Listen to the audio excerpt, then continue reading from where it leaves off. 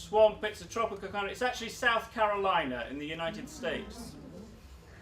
However, it isn't where the photograph was, because the photograph is actually here. And the photograph, in fact, is taken in the Arctic Circle. And a National Geographic photographer wanted to show that change in climate. And so he took the photograph of South Carolina, took it to the Arctic Circle, and he got an Eskimo, an Inuit Eskimo man, to hold the photograph in the Arctic Circle to show the difference. He also wanted to show that apparently 56 million years ago, the Arctic Circle would have looked like that. It would have been tropical. I'm sure it was, nice and hot, except no humans could actually survive on the planet as a result. But he just wanted to contrast the two things. And the teacher used the photographs quite similarly to lead into the lesson before starting the actual lesson, which was on the page, and then the students were more interested to go to the book to find out what the topic was. Similar idea would be with a reading text. Quite often teachers just take out 8 words from a reading text, put them on the board, students predict what will the reading text be about and discuss it, which is more motivating because then you can say, now go to the book and have a look and see what's in the reading text.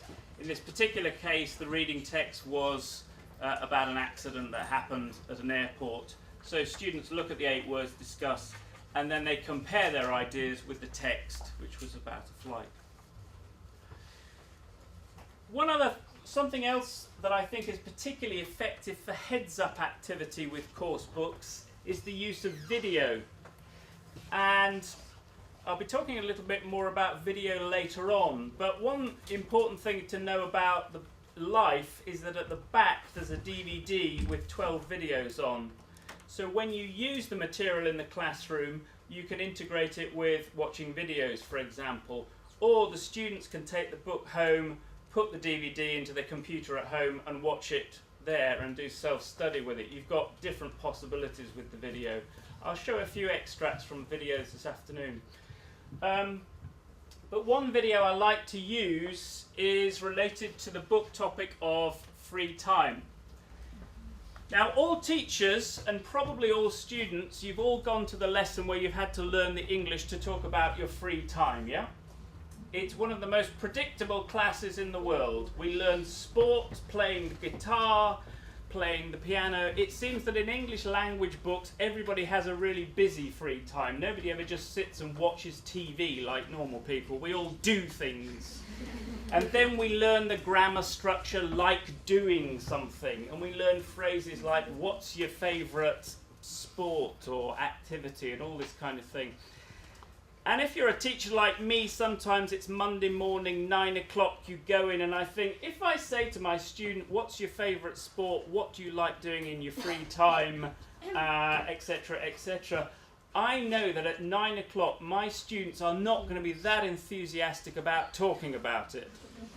And I kind of think, well, would I be at 9 o'clock on a Monday morning if somebody said to me, what's your favourite sport? It's just not one of those things that I talk about normally on Monday morning. So how can we get students heads up and interested in the topic? Because they still need that language.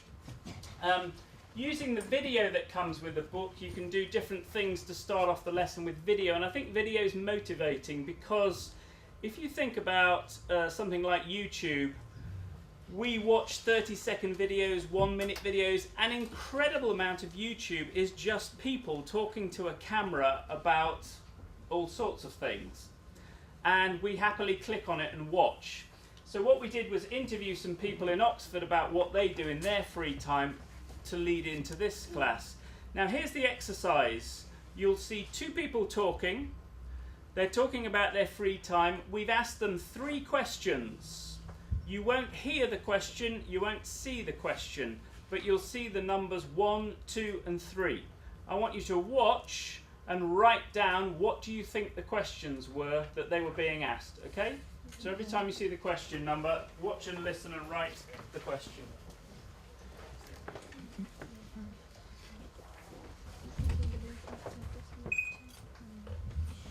I really like music, so in my free time I like going to concerts and I really like playing the ukulele.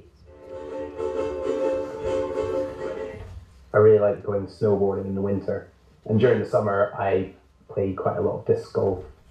Disc golf is essentially a mix between frisbee and golf. It's a lot of fun.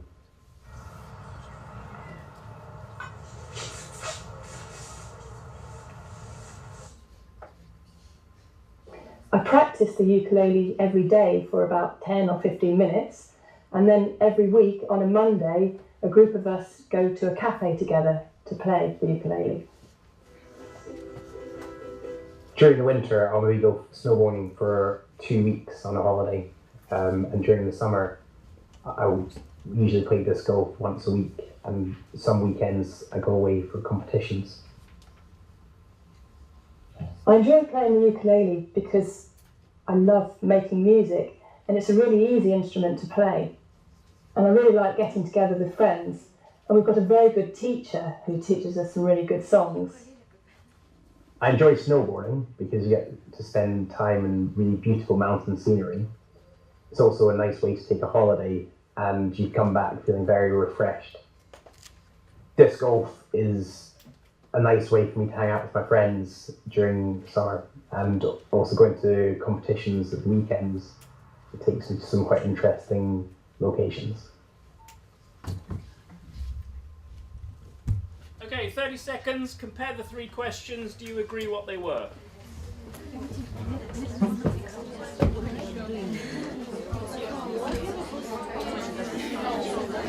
What is your hobby?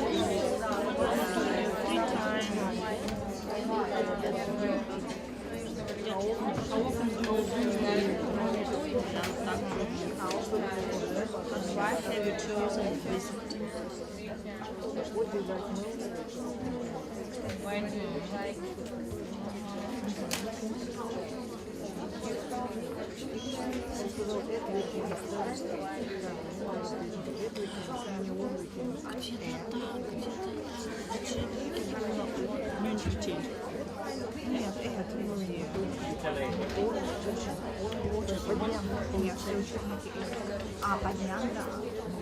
Okay. Hello at the back. Okay.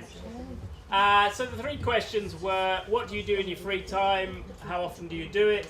Why do you like doing it?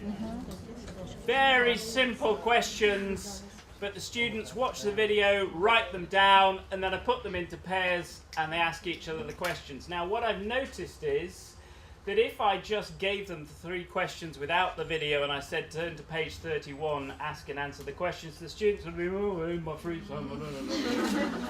If I use the video, I just get that little bit of motivation because they've seen someone talking about it and then they start talking about themselves. Plus the hobbies are kind of interesting, and you know, sometimes students ask each other, what do you do in your free time, and they don't really say what they do, and then about 6 months into the course it discovers that one of them does windsurfing while playing the guitar at the same time, that type of thing. So they have very exciting hobbies, and what I found is if you use the video, they tend to talk about their hobbies in a more authentic kind of way. If you didn't know, the woman with the small guitar in England, it's called the ukulele. I don't know how many people play it in Russia. You probably have balalaika evenings. I don't know. No. But all of a sudden in England now, ukulele has become very popular, and there are lots of ukulele clubs in pubs, different evenings, and people get together and just play along. The younger guy who went snowboarding was kind of interesting because he came in and we interviewed him, and he said, I play something called disc golf.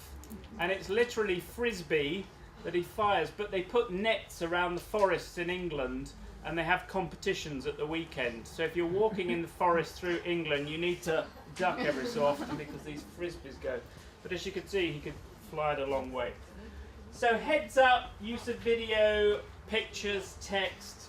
I'm sure you do these things a lot, but the video works well. Now, back to the teacher called Judith, who I said at the beginning, there's the teacher who starts from the beginning and goes to the end, but then there was Judith who said I use the course book like a springboard. I get ideas from it. And for me, she was a particularly interesting teacher because she really experimented with the material, and she changed the material to suit the needs of the students, which is one of the things we obviously want to do, but it's sometimes difficult with course books because we have a syllabus to follow and so on. I asked her about how she used material, and she said the only thing that she'd leave untouched would be the reading text. And even then, she modifies it, she breaks it up, she jumbles it up, she puts gaps in different places, she takes headings out. She doesn't follow what the writer's done, she just uses it as that resource. And it's interesting when you start to think why the teacher does this, particularly with a course book. One of the reasons is that course books, by nature, or materials on the internet that we use for teaching, they tend to be global. They tend to be written for different classrooms in different countries, but also different classes in the same country, and also for lots of different teachers and different students with different interests. So the themes and the topics quite often tend to be global. The motivation for the teacher to change the material is because they want to localize it. They want to make it personal to the student in some way. And it's quite a common thing when you watch classes how much teachers need to change that material to make it work for the students, or to link it to them personally. An example of this.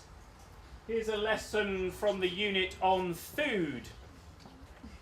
And the task for the students was to listen to 3 people talking about spaghetti bolognese from Italy, a dish called kabsa from Saudi Arabia and the Middle East, and a dish called ceviche from Peru. Now the teacher could have just played the listenings and they matched the listening to the dish, but this teacher thought, well, this isn't interesting for my students because they don't come from any of these countries. So they might listen to them, but we need them to do something else with it. So what she did was she took the listening for kabsa and she gave the students the script for kabsa. So in the listening, the teacher had said, this is kabsa, it's a popular dish in my country and also in other countries like Yemen. And then they described the dish. But this teacher took the scissors to the text, put white out, and turned it into a gap fill and said to the students, now create your own listening. I want you to write it and record it, and we'll use the recording in class. What's interesting about this activity, if you have 30 students in the class all from the same country, you will still get different recipes because everybody makes their food differently. So let's try it. And I think if we've got 100 and some people in here from Russia, I bet you all make borscht differently, don't you? Let's have a look. So if we said this is borscht, it's a popular dish in my country and also in other countries like Ukraine or Belarus or exactly. Give me some things that you need for borscht. Beetroot, carrots, onions, cabbage. Yep. Cook the beetroot with potatoes, for example. Something else is good with it as well, some sour cream on top or some seasoning in some way. We eat it with bread, or I put some sour cream on top of it as well. It tastes delicious. But the student creates their own recipe, and then it's quite interesting because then students compare it, but they've personalised that language for themselves, and that's one of the strong reasons for playing with the course book. You can also do it with any kind of gap fill. So all the students watching, you're all familiar with the first conditional, yeah? So the teacher's been using the first conditional, they do a gap fill with present simple and will. So if you believe in yourself, you'll be more successful. I'll need a lot of willpower if I want to give up chocolate. So the students are doing those gap fills, and it's all good stuff because it's practicing the form, but it's not personal and it's not local. And the heads go down, and we just need to get the students thinking again, but it's dead easy. We just change the gap fill so it becomes more of a local kind of task, where part of it